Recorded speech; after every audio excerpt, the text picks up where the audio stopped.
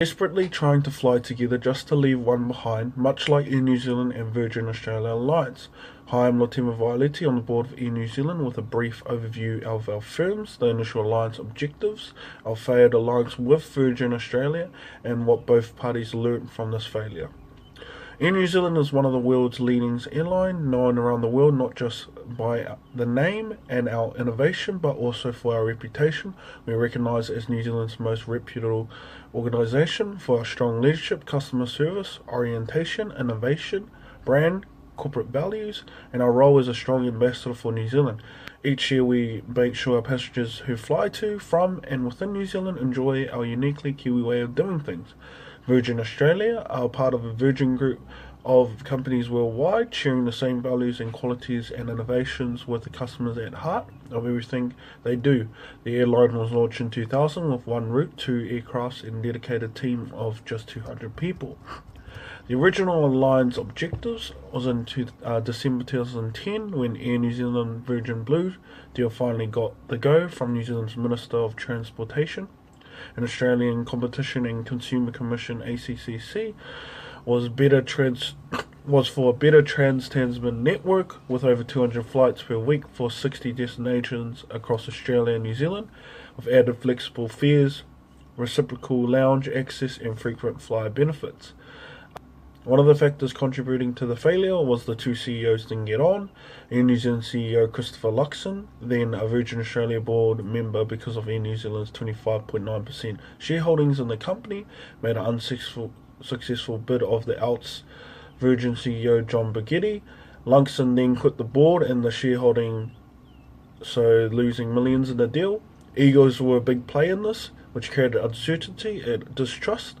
Virgin CEO had an individualistic view and New Zealand CEO had a cultural-driven view. So it was more of cultural clashes between the two organisations, both on and off the ground. One comes from the fact that Burgetti is a career airline man, bringing a traditional airline approach. As for Luxon, by contrast, comes from a fast-moving consumer goods background. And those two cultures lead to different ways of running business, including different decisions, different executive appointments. Another factor contributing to the failure was the fact that the Kiwi airline is calculating and no longer needs an Australian partner anymore and is doing okay on its own. It was also said that in 2007 had the award for the best airline in Oceania, but also the award for Australia's most reputable company. Another contributing factor to failure was the fact that it takes too much effort for a small airline with limited staff numbers. Maintaining partnerships takes time and resources, and for Air New Zealand, the alliance with Virgin isn't the only deal requiring attention. Other partners include Singapore Airlines, United, and Air China. We have also outgrown our partner, so Air New Zealand is a very different beast in Australia to the one it was in 2010. It has more offices and significantly more sales and marketing staff based across the ditch.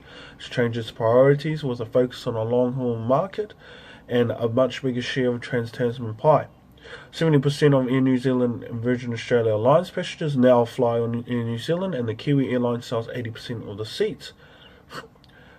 Things we've learned from the failed alliances would be keeping specific to our goals. Do they intertwine? And the fact that is there any underlying works being done? There was definitely cultural clashes, so trying to identify this in the beginning as it slowly broke up the alliance.